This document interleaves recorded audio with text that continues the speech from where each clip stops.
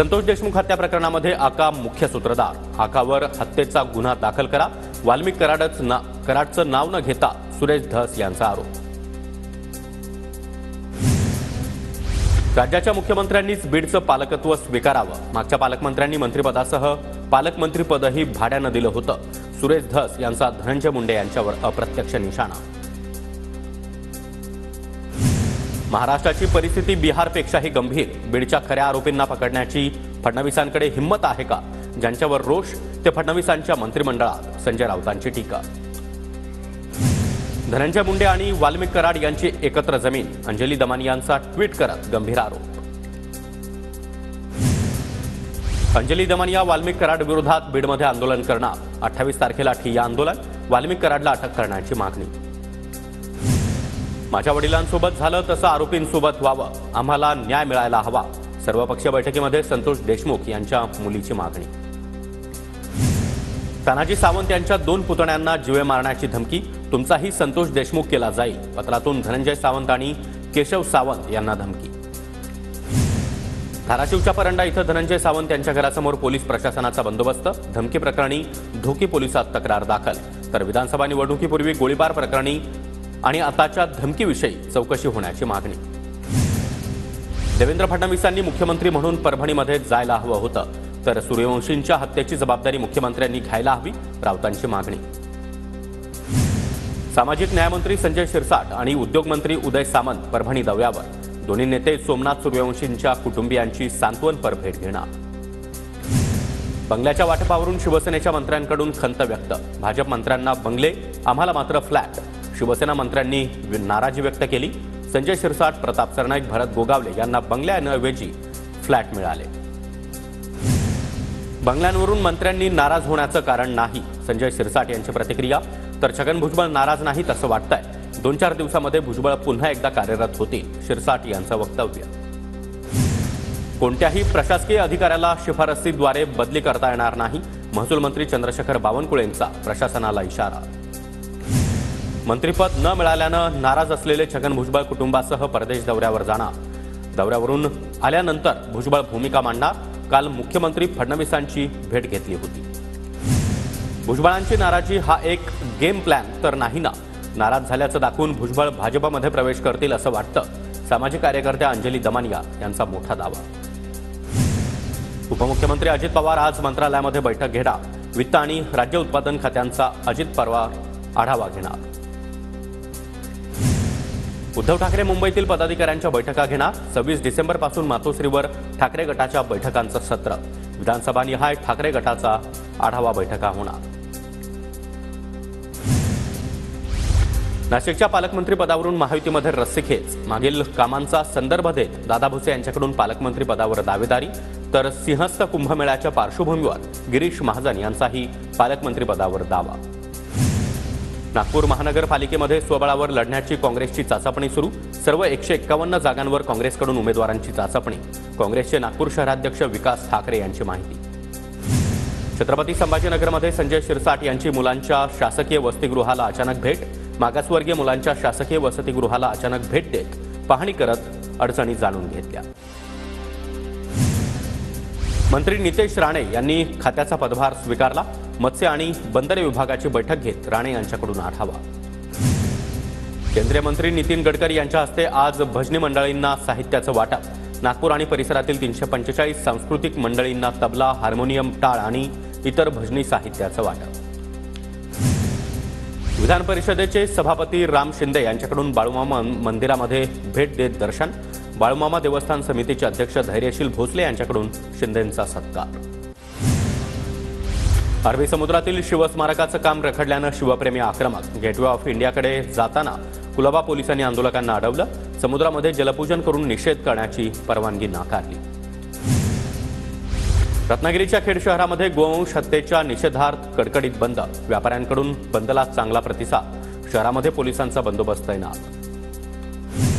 वक्फ बोर्डासारखी love जिहाद सारखी आव्हानं आपल्या समोर. वणीगडावर वक्फ बोर्डानं दावा ठोकलाय. वणीगडावर वक्फ बोर्डाला दावा ठोकण्याचा अधिकार काय? नितेश राणे यांचा सवाल. निष्ठावंत म्हणणाऱ्यांनी शिंदेंना पूर्णपणे गाफील ठेवलं. ठाकरे गटातून शिंदे गटामध्ये प्रवेश करणार होते, नंतर माघार घेतली. किरण सामंतांचा नाव न घेता राजन साळवी यांच्यावर आरोप। अंडरवर्ल्ड डॉन दाऊद इब्राहिमचा भाऊ इक्बाल कासकरचा ठाण्यामधील फ्लॅट ईडीनं ताब्यात घेतला। आधीच ईडीनं हा फ्लॅट जप्त केला होता। पूजा खेडकरच्या अडचणी वाढण्याची शक्यता, दिल्ली हायकोर्टाकडून अटकपूर्व जामीन देण्यास नकार, सुप्रीम कोर्टामध्ये सुनावणी न झाल्यास अटकेची टांगती तलवार। कोल्हापूरच्या काळंबावाडी धरणाच्या गळतीचा प्रश्न गंभीर, आज राज्याची तज्ज्ञ समिती गळतीची पाहणी करणार, गळती रोखण्यासाठी 80 कोटींच्या निधीची तरतूद। घोटाळेबाज कंत्राटी कर्मचाऱ्याकडे अलिशान BMW कार, तर प्रेयसीसाठी अलिशान 2 BHK फ्लॅटची देखील खरेदी, संभाजीनगरमधील 21 कोटींचा क्रीडा संकुल घोटाळ्याचं प्रकरण। नागपूरच्या तुमसर बाजार समितीमध्ये बिहारच्या हमालांची एंट्री, एका पोत्यासाठी 10 रुपये हमाली, स्थानिक हमालांची संख्या कमी, 60 ते 70 हमाल दाखल। अहिल्यानगरच्या कोपरगाव विधानसभेचे आमदार आशुतोष काळे यांनी कार्यकर्त्यांचे पाय धुतले। काळेंच्या आमदारकीसाठी सलीम शेख यानं चपलांचा त्याग केला होता। लाडकी बहीण योजनेचा डिसेंबरचा हप्ता याच आठवड्यात मिळणार, हप्ता देण्याची प्रक्रिया आजपासून सुरू होणार। पहिल्या टप्प्यामध्ये 35 लाख महिलांना योजनेचे पैसे मिळणार। नाताळच्या सुट्ट्यांमुळे पंढरपूर नगरी गजबजली, दर्शनासाठी विठ्ठल रुक्मिणी मंदिरामध्ये भाविकांची गर्दी, सुट्ट्यांच्या काळामध्ये ऑनलाईन दर्शन बंद ठेवण्याचा प्रशासनाचा निर्णय। नाताळच्या सुट्ट्यांमुळे नाशिकमध्ये पर्यटकांची गर्दी, रामकुंड परिसरामध्ये मोठ्या संख्येनं पर्यटक आणि भाविक दाखल। राज्यातील पर्यटन स्थळांवर पर्यटकांची गर्दी, सलगच्या सुट्ट्यांमुळे नागरिकांची पर्यटनाला पसंती, कोल्हापुरातील राधानगरी धरण परिसरामध्ये पर्यटकांची गर्दी। नाताळ आणि नवीन वर्षाच्या स्वागतासाठी पर्यटकांची पावलं आता कोकणाकडे, 3.5 लाखांपेक्षा अधिक पर्यटक कोकणात दाखल, साहसी खेळांना पसंती। यवतमाळच्या टिपेश्वर अभयारण्यामधून 500 किलोमीटर प्रवास करत वाघ धाराशिव जिल्ह्यात पोहोचला। एडशीमधील 2200 हेक्टरवरील अभयारण्यामध्ये वाघाचा आश्रय, वाघाला ट्रॅप करण्यासाठी वन विभागाकडून टीम तैनात। अकोला जिल्ह्यातील अकोट परिसरामध्ये पोलिसांनी सीसीटीव्ही कॅमेरे लावले, शहरामधील गुन्हेगारांवर नियंत्रण आणणं तसंच गैरकृत्यांना आळा घालण्यासाठी पोलिसांना मदत होणार। रत्नागिरीमध्ये सुशासन सप्ताहाच्या निमित्तानं जिल्हास्तरीय कार्यशाळा संपन्न, सर्वसामान्यांच्या प्रलंबित कामांचा वेळेत निपटारा करावा, अप्पर जिल्हाधिकाऱ्यांचं मार्गदर्शन। जालना जिल्ह्यामध्ये रेशन कार्ड धारकांची ई-KYC प्रक्रिया संथगतीनं सुरू, आतापर्यंत 17%च काम पूर्ण, स्वस्त धान्य बंद होण्याची भीती। नंदुरबार जिल्ह्यामध्ये कालपासून ढगाळ वातावरण, जिल्ह्यातील काही भागामध्ये वादळी वाऱ्यासह हलक्या ते मध्यम स्वरूपाच्या पावसाचा अंदाज। लासलगावमध्ये मोठ्या प्रमाणामध्ये कांद्याचे दर कोसळले, 1500 रुपयांपर्यंत कांद्याचे दर कोसळले, 15 दिवसामध्ये कांदा उत्पादकांना 60 कोटींचा फटका। यवतमाळच्या उमरखेड तालुक्यातील सहस्त्रकुंडमधील कोल्हापुरी बंधारा कोरडा ठाक, रब्बी हंगाम संकटात, नदीपात्रामध्ये पाणी सोडण्याची शेतकऱ्यांची मागणी। नागपूर जिल्ह्यातील बुटीबोरी उड्डाणपुलाच्या काही भागाचं नुकसान, उड्डाणपुलाचा काही भाग 6 इंच खाली आल्याची माहिती, पुलाचा भाग खाली आल्यानं एका बाजूची वाहतूक बंद। जळगावच्या चाळीसगावमधील धुळे सोलापूर महामार्गावरील शेतकऱ्यांचा वापर असलेला रस्ता बंद, शेतकरी संतप्त, शेतकऱ्यांकडून रास्ता रोको आंदोलन। जळगावच्या चाळीसगावमध्ये बेसुमार वृक्षांची कत्तल, अवैध वृक्षतोडीवर वन विभागाकडून कारवाई नाही। सांगलीच्या कसबे दिग्रसमध्ये स्वतंत्र भारत पक्ष शेतकरी संघटना आक्रमक, शेतकऱ्यांचा सातबारा कोरा करा आणि जिल्हा मध्यवर्ती बँकेच्या अधिकाऱ्याला सेवामुक्त करण्याची शेतकऱ्यांची मागणी। वर्धा जिल्ह्यामध्ये विद्युत मोटार चोरी प्रकरणी तिघे ताब्यात, विद्युत मोटारसह 1,12,000चा मुद्देमाल जप्त, गुन्हे शाखेच्या पथकाची कारवाई। कल्याण न्यायालयामध्ये चप्पल भिरकावण्याचा प्रकार, आरोपी किरण भरम विरोधात महात्मा फुले पोलीस ठाण्यामध्ये शासकीय कामात अडथळा आणल्याचा गुन्हा दाखल।